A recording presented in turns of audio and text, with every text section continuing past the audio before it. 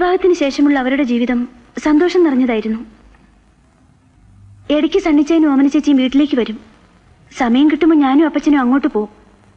ജോണിക്കുട്ടിയുടെ സഹായത്തിൽ അവസേപ്പച്ചൻ ചെറിയൊരു ബിസിനസ് തുടങ്ങി. ആരായി ജോണിക്കുട്ടി? സണ്ണിച്ചായന്റെ പെങ്ങളുടെ ഭർത്താവ്. എന്ത് ബിസിനസ് ആയിരുന്നു തുടങ്ങിയത്? ചെറിയ കോൺട്രാക്ട് വർക്കുകളായിരുന്നു ആദ്യം. ബിസിനസ് വളർന്നോടുകൂടി സണ്ണിച്ചായന് തിരക്കായി. അതോടുകൂടി ഞങ്ങളുടെ വീട്ടിലേക്കുള്ള വരവും കുറഞ്ഞു. എന്നുവെച്ച് ഞങ്ങൾ തമ്മിലുള്ള സ്നേഹബന്ധത്തിന് ഒരു കുറവും ഉണ്ടായില്ല. Hello, speaking. എന്നാ കമലം, എന്നാ പ്രോബ്ലം സൊല്ലേ. Give to him. ഒരു മിനിറ്റ്, വീട്ടിൽ നിന്ന്. Raja, appa here. Be a good boy and go to school. No, you must go to school. Okay? When appa comes in the evening, I'll bring you eclairs, chocolates, everything. Okay? Promise. Okay. പറയ്. ഒരു ദിവസം അവസേപ്പച്ചൻ അപ്പച്ചനെ കാണാൻ വീട്ടിലേക്ക് വന്നു. ഞാനും ജോണിക്കുട്ടിയും കൂടി ഒരു ചെറിയ റേഞ്ച് പിടിച്ചിട്ടുള്ള കാര്യം തോമാച്ചന് അറിയാമല്ലോ. എന്റെ വീടും പറമ്പും അതിന്റെ ഈടിനായി ഗവൺമെന്റിലേക്ക് കൊടുത്തിരിക്കുക. അതുകൊണ്ടാ ഇപ്പോഴും ഇങ്ങനെ ഏർപ്പാട് വേണ്ടി വന്നത്. ബാങ്കിൽ നിന്നുള്ള ലോൺ ഇത്രയും പെട്ടെന്ന് ശരിയാകുമെന്ന് ഞാൻ തീരെ പ്രതീക്ഷിച്ചില്ല. അപ്പോഴാ വേറൊരു പ്രശ്നം. അവർക്ക് കൊളാറ്ററൽ സെക്യൂരിറ്റി വേണമെന്ന്. മറ്റൊരു മാർഗവും ഇല്ലാത്തതുകൊണ്ടാ ഞാൻ തോമാച്ചന്റെ അടുത്ത് വന്നത്. കൊളാറ്ററൽ സെക്യൂരിറ്റി കൊടുക്കാനില്ലാത്തതുകൊണ്ട് പാസ്സായ ലോൺ വെറുതെ കളയണോ? ലോൺ കിട്ടിയില്ലെങ്കിൽ പാലം പണിയുടെ കോൺട്രാക്ട് എനിക്ക് കംപ്ലീറ്റ് ചെയ്യാനാവില്ല. തോമാച്ചൻ എന്നെ ഒന്ന് സഹായിക്കണം. ഔസേപ്പച്ചൻ നന്നാകുന്നതിൽ എനിക്ക് സന്തോഷമേ ഉള്ളൂ. എന്നാലും ഒരു വാക്ക് ഞാൻ ആനിയോട് കൂടി ഒന്ന് ചോദിച്ചോട്ടെ? ശരി.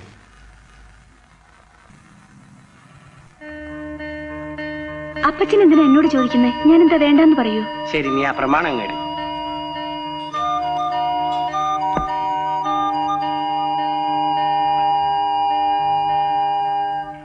കർത്താവ് അനുഗ്രഹിക്കട്ടെ. നമുക്ക് നല്ലതേ വരൂ. തോമാച്ചന് ഇതെപ്പോ തിരിച്ചു വേണമെങ്കിലും ശരി, 1 മാസത്തെ അവധി എനിക്ക് തന്നാ മതി. തോമാച്ചൻ ബാങ്ക് വരെ ഒന്ന് വരേണ്ടി വരും. ഞാൻ അറിയിക്കാം. ഗ്യാരണ്ടിയിൽ ഒപ്പിടാനാ. എപ്പ വിളിച്ചാലും ഞാൻ വരാം. അങ്ങനെ ഔസേപ്പച്ചൻ പ്രമാണവും വാങ്ങിച്ചുകൊണ്ട് പോയി. അതിനുശേഷം ഔസേപ്പച്ചന്റെ വളർച്ച പെട്ടെന്നായിരുന്നു. അയാൾക്ക് കാറായി, വീടായി, ജോലിക്കാരായി, വേറെ പല ബിസിനസ്സും തുടങ്ങി. പുത്തൻ പണക്കാരൻ അർദ്ധരാത്രി കൊട പിടിക്കുമെന്ന് കേട്ടിട്ടേ ഉള്ളൂ. ഞാൻ അത് കണ്ടു സാർ. പ്ലാക്കൂട്ടത്തിൽ ഈ തോമായുമായിട്ടുള്ള ബന്ധം പോലും ഔസേപ്പച്ചന് പുച്ഛമായി. എല്ലാം ഞാൻ സഹിച്ചു, ക്ഷമിച്ചു, പുറത്തു, എന്റെ മൂത്തവൾക്ക് വേണ്ടി. എന്നിട്ട് ആയിടെ എനിക്ക് കുറച്ച് പൈസയുടെ അത്യാവശ്യമുണ്ടായി. എന്റെ കയ്യിൽ പൈസ ഒന്നും ഇല്ലാതിരുന്നുകൊണ്ട് കുറച്ച് ഭൂമി വിൽക്കാമെന്ന് തീരുമാനിച്ചു. എന്റെ പറമ്പിന്റെ ആധാരം വിട്ടു കിട്ടാൻ വേണ്ടി ഞാൻ ഔസേപ്പച്ചനെ സമീപിച്ചു. എന്താ തോമാച്ചന് കാശിന് എത്ര അത്യാവശ്യം? ഞാൻ ഔസേപ്പച്ചനോട് അന്നേ പറഞ്ഞതല്ലേ, മരിച്ചുപോയ എന്റെ സഹോദരിയെ പറ്റി. അവൾക്ക് 2 ആൺകുട്ടികളാണ്. മൂത്തവൻ എങ്ങനെയോ പോലീസിലായി. രണ്ടാമത്തവൻ ജോലി ഒന്നുമില്ലാതെ നടക്കുകയാണ്. അവൻ ഇപ്പൊ ദുബായിൽ ഒരു ജോലി കിട്ടാനുള്ള സാധ്യതയുണ്ട്. വിസയ്ക്ക് വേണ്ടി കുറച്ച് പൈസ കൊടുക്കണം. അത് ഞാൻ കൊടുക്കാമെന്ന് ഏറ്റുപോയി. എന്തിനാ തോമാച്ച ആവശ്യമില്ലാത്ത കാര്യങ്ങളൊക്കെ കയറി ഏക്കാൻ പോണത്? സങ്കടമുള്ള വർത്തമാനം പറയരുത് ഔസേപ്പച്ച. എന്റെ വീടും പറമ്പും കുടുംബ സ്വത്താ. നിയമപ്രകാരം അർഹത ഇല്ലെങ്കിൽ പോലും അതിലൊരു വീതം എന്റെ പെങ്ങളുടെ മക്കൾക്ക് കൊടുക്കാമെന്ന് ഞാൻ നേരത്തെ തീരുമാനിച്ചതാ.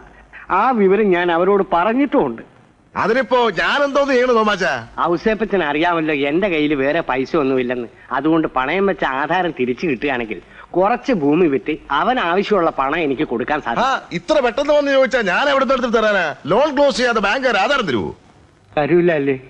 എങ്കിൽ എനിക്കൊരു 15,000 രൂപ കടമായിട്ടെങ്കിലും താ ഔസേപ്പച്ച. അല്ലല്ലേ, തോമാച്ചിനത് എന്തോ കണ്ടിട്ടാ പറയുന്നേ? ഞാനിവിടെ കിടന്ന് 4 കാശിന് വിടുന്ന പാട് കർത്താവ് തമ്പുരാനും എനിക്കും മാത്രം അറിയാം. ഔസേപ്പച്ചൻ എന്നോട് പറഞ്ഞത് 1 മാസത്തെ അവധി മതി, ആധാരം എപ്പ വേണമെങ്കിലും തിരിച്ചു തരാമെന്നല്ലേ? ആവശ്യമില്ലാത്തൊന്നും പറയരുത് തോമാച്ച. ഞാൻ അങ്ങനെയൊന്നും പറഞ്ഞിട്ടേ ഇല്ല. Hello mister Ouseph here. Sir വന്നോ? ഔസേപ്പച്ചനാണ്. എന്താ ഇങ്ങനെ ചോദിക്കുന്നത്? അവിടുന്ന് ചോദിച്ചാൽ എനിക്ക് തരാതിരിക്കാൻ പറ്റുമോ? അയ്യോ അല്ല, ഇവിടെ അങ്ങനത്തെ ഒരു കുഴപ്പമില്ല. 50ഓ 60ഓ ഞാൻ കൊണ്ടുവരാം. അത് വേണ്ട, ഞാൻ തന്നെ കൊണ്ടുവരാം. Okay sir.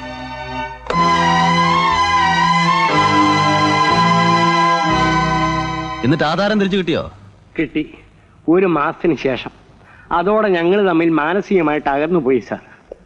പിന്നീട് നിങ്ങൾ തമ്മിൽ കണ്ടില്ലേ? എത്രയായാലും എനിക്ക് എൻ്റെ മകളെ കാണാതിരിക്കാൻ ഒക്കുമോ? ഞാനൊരു ദിവസം എൻ്റെ മോളെ കാണാൻ പോയി.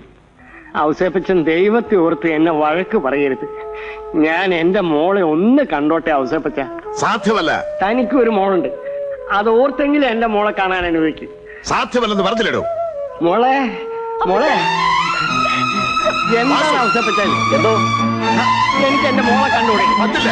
എന്നെ വിടാ. എന്നെ തൂക്കം പുറത്തുകളയടാ. വിടോ. വിടോ, വിടാ.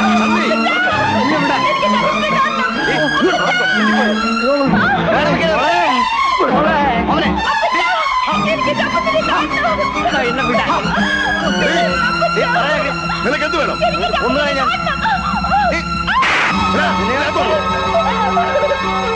എടാ എന്നെ വിടാനാണ് പറഞ്ഞത്. പിന്നെ നിങ്ങളാരും അങ്ങോട്ട് പോയില്ലേ? പോയാലും അയാൾ കാണാൻ അനുവദിക്കില്ല സാർ. കുറെ കത്തുകൾ അയച്ചു, 1-2 മറുപടി വന്നു, പിന്നെ അതുമില്ല. അയാൾ അതിനും സമ്മതിച്ച് കാണൂല സാർ. ഈ കത്തുകളൊക്കെ ഇപ്പൊ എവിടെ ഉണ്ട്? വീട്ടിൽ കാണും. അപ്പൊ നിങ്ങൾ ഓമനെ നേരിട്ട് അവസാനമായി കണ്ടത് ആ ബഹളം ഉണ്ടായ ദിവസമാണോ? അല്ല, നീട്ടി അപ്പച്ചാ, ചേച്ചി ആസ്പത്രിയിലാണെന്ന്. എന്ത് പറ്റി മോളെ? വിഷം കഴിച്ചെന്ന്.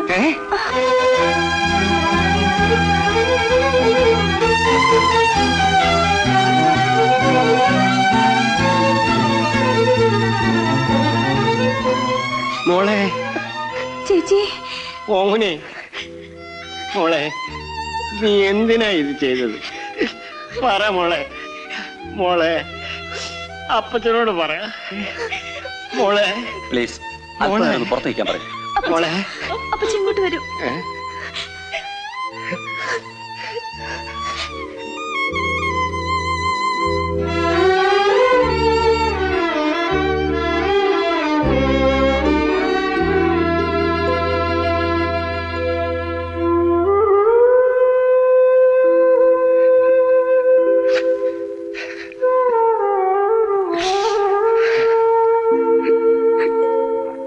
പിന്നെ ഞാൻ കാണുന്നത് എന്റെ മകളുടെ ശവശരീരമാണ് സാർ. വസ്തുവിന്റെ പ്രമാണത്തെ ചൊല്ലി നിങ്ങൾ ഓസേപ്പച്ചനും തമ്മിൽ വഴക്കുണ്ടായെന്ന് പറഞ്ഞല്ലോ. ആ സംഭവത്തിന് ശേഷം എത്ര ദിവസം കഴിഞ്ഞാണ് ഓമന വിഷം കഴിക്കുന്നത്? കുറച്ച് ദിവസം കഴിഞ്ഞു കാണും, കൃത്യമായി ഞാൻ ഓർക്കുന്നില്ല. ഭീരുക്കളല്ലേ സാധാരണ ആത്മഹത്യ ചെയ്യാറുള്ളത്. ഒരിക്കൽ നിങ്ങളുടെ മകൾ അതിന് ശ്രമിക്കുകയും ചെയ്തു. എന്നിട്ടും നിങ്ങൾ ഓമന ആത്മഹത്യ ചെയ്തതല്ല എന്ന് സംശയിക്കുന്നു. എന്താ അതിന് കാരണം? എന്റെ ഒരു മരുമകൻ ചാക്കോ പോലീസിലാണ്. അവനും ഉണ്ടായിരുന്നു ഈ കേസന്വേഷണത്തിന്. പലരുടെയും മൊഴികളിലും തെളിവുകളിലും അപാകതയുണ്ടെന്ന് സംശയം തോന്നിയ അവൻ ആ കാര്യം അന്ന് കേസന്വേഷിച്ചിരുന്ന വർമ്മ സാറിനോട് പറയുകയുണ്ടായി. അദ്ദേഹത്തിന് അത് ബോധ്യപ്പെടുകയും ചെയ്തു. അപ്പോഴാണ് പെട്ടെന്ന് അവരെ ഈ കേസന്വേഷണത്തിൽ മാറ്റിയത്. നാളെ വൈകുന്നേരം 7 മണിക്ക് ചാക്കോയോട് ഈ ഹോട്ടലിൽ വരാൻ പറയണം. റിസപ്ഷനിൽ എന്റെ പേര് പറഞ്ഞാൽ മതി. സാർ, ഇനി ഞങ്ങളോട് എന്തെങ്കിലും ചോദിക്കാനുണ്ടോ? ഇല്ല, തൽക്കാലം നിങ്ങൾക്ക് പോവാം. ശരി സാർ.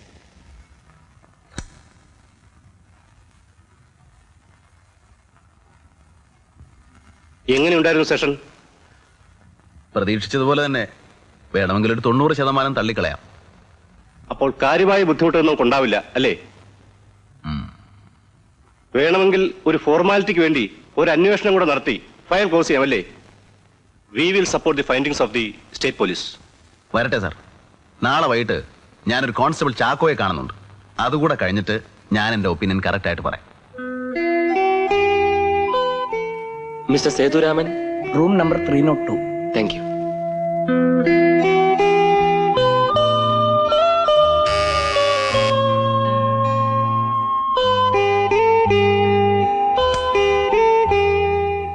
ചാക്കോ അല്ലേ? അതെ സർ. വരൂ.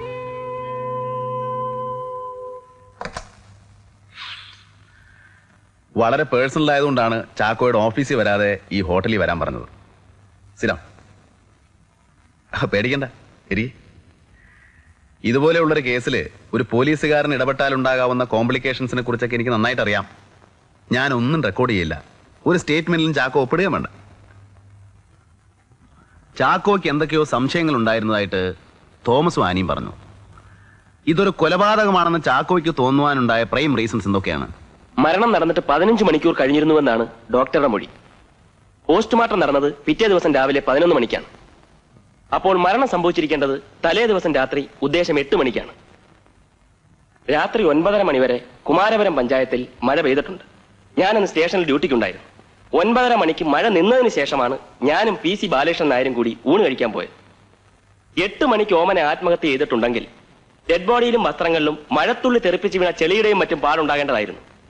കൂടാതെ രക്തം മഴവെള്ളത്തിൽ കലങ്ങി ഒഴുകിക്കിടക്കുമായിരുന്നു. ഇതൊക്കെ എനിക്ക് സംശയങ്ങൾ തോന്നാനുണ്ടായ കാരണങ്ങളാണ് സർ. പിന്നെ ഡോക്ടറുടെ മൊഴിയെടുത്ത SI ആണ്.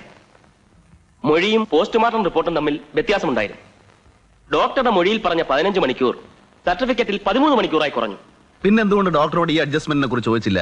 ചോദിക്കേണ്ടി വന്നില്ല സർ. കറക്റ്റ്. ചോദിക്കേണ്ടവരെ അവർ ഒഴിവാക്കിയല്ലോ അല്ലേ? ഒരുപക്ഷെ യഥാർത്ഥമായി തന്നെ ഡോക്ടർക്ക് അബദ്ധം പറ്റിയതാണെങ്കിലോ? ഒരു ആർഗ്യുമെന്റിന് വേണ്ടി വേണമെങ്കിൽ അങ്ങനെ വാദിക്കാം. പക്ഷെ ഞാനത് വിശ്വസിക്കുന്നില്ല സർ. ഡോക്ടറുടെ ആദ്യത്തെ മൊഴി ഒരു അബദ്ധത്തിൽ പറ്റിയ സത്യമാണെന്നാണ് ഞാൻ വിശ്വസിക്കുന്നത്. പക്ഷേ ഡോക്ടറുടെ പോസ്റ്റ്മോർട്ടം സർട്ടിഫിക്കറ്റ് ആത്മഹത്യയെ സപ്പോർട്ട് ചെയ്യാണല്ലോ. സപ്പോർട്ട് ചെയ്യിച്ചതാകാൻ പാടില്ലേ sir. Well, thank you very much mister Chacko. നമുക്ക് വീണ്ടും കാണാം. Thank you sir.